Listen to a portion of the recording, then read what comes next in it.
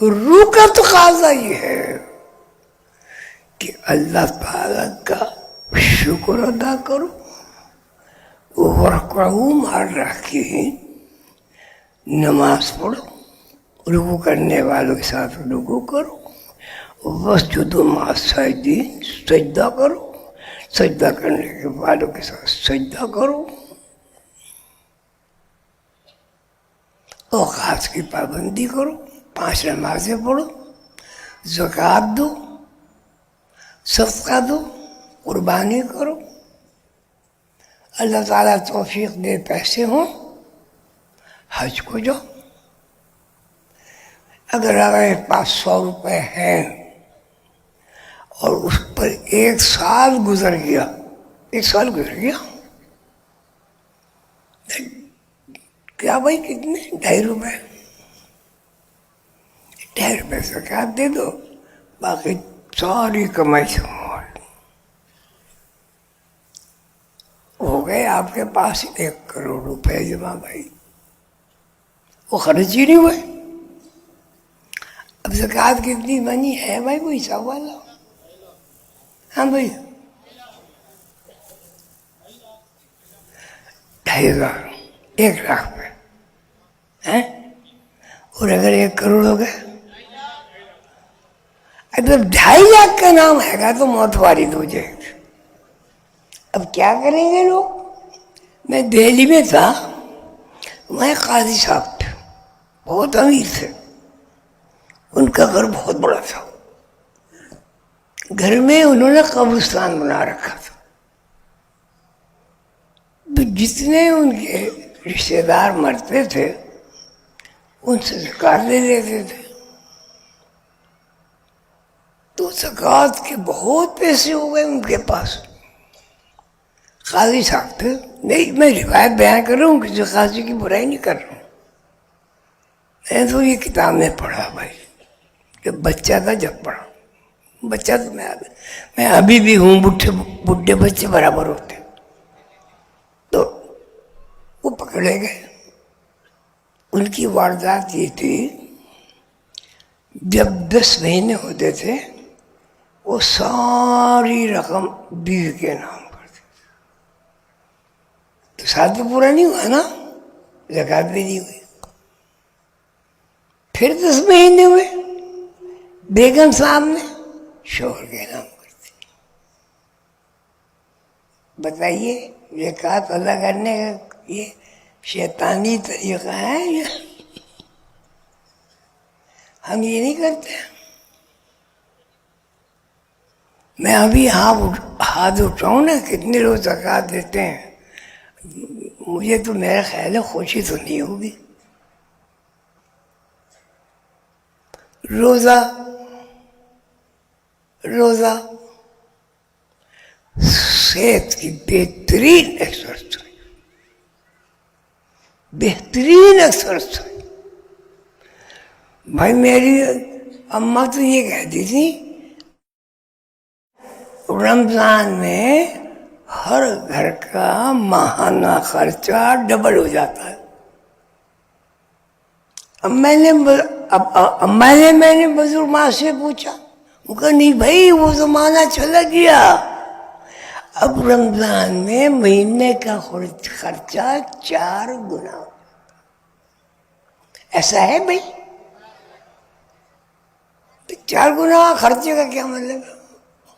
پکوڑے بھی ہوں گے، سموسے بھی ہوں گے، پھل فروٹ بھی ہوں گے، کھجوریں بھی ہوں گی، اور پتہ نہیں اللہ کو چنے بھی ہوں گے. کھا کے یہاں تک بھر لیں گے اور نماز پڑھ کے ڈکارے لیتے رہیں گے. اب گھر آ جائیں گے، تھوڑی دیر بیٹھیں گے، ریڈیو سنیں گے، اب کھانا کھا لیں گے. ابھی 2.5-3 گھنٹے سوئے، شہری میں پھر کھانا کھا لیں گے. یہ روزہ ہے، یہ روزہ ہے. اللہ سے یہ فرماتا ہے کہ آدمی جب روزہ میرے لیے رکھتا ہے، جب وہ افطار کرتا ہے، میں اس سے خوش ہوتا ہوں. اس کھانے سے خوش ہوتا ہے. حضور پاک صلی اللہ علیہ وسلم، اللہ ہم سب کو ان کی شفاعت نصیب کریں۔ بھائی حدیثوں میں تو یہ لکھا، ایک کھجور، دو کھجور، ایک دودھ کا پیالہ، یہ سحر ہو گیا۔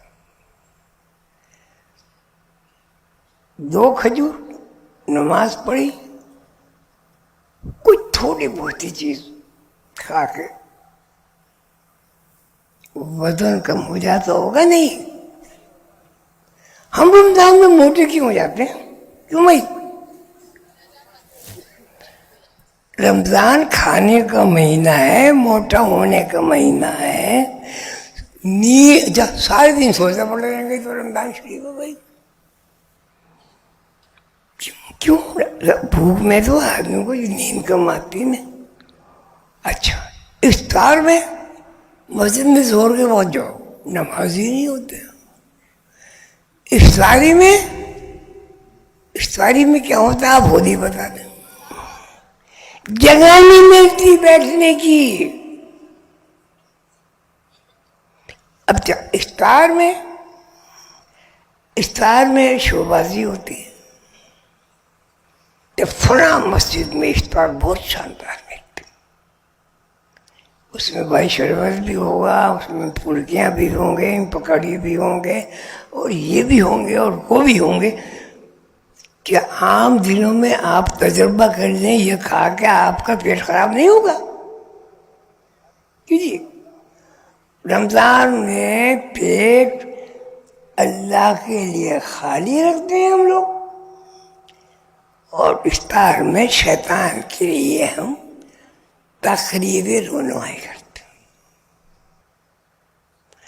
اصلی بات میں پھر اصلی پیار، اللہ تعالیٰ یکتا ہے، واحد ہے، ان جیسا کوئی نہ ہوا، نہ ہے، نہ ہوگا۔ اللہ کی تعریف کیا ہے؟ اللہ کھاتا نہیں اللہ، پانی نہیں پیتا اللہ، سوتا نہیں اللہ، اونگ نہیں آتی اللہ کو، پھر اللہ کرتا کیا ہے؟ اللہ کی اولاد نہیں ہے، لم یلد ولم یولد، اللہ کا کوئی خاندان نہیں ہے، کفوا اللہ کسی چیز کا محتاج نہیں، لیکن سب کو کھلاتا ہے۔ اللہ الصمد، بے نیاز۔ اب دیکھیے، اب یہ جو اللہ اتنا بڑا ہے اور اتنی بڑی کائنات پھیلا دی، 7 زمینیں، 7 آسمان ہیں، عرش ہے، کرسی ہے، حجاب عظمت ہے، حجاب محمود ہے، سدرۃ المنتہا ہے، نسبہ مطلق ہے، نسبہ مفرد ہے، نسبہ مرکب ہے، نور مفرد ہے، نور مطلق ہے، نور مرکب ہے، تجلی ہے، تدلی ہے،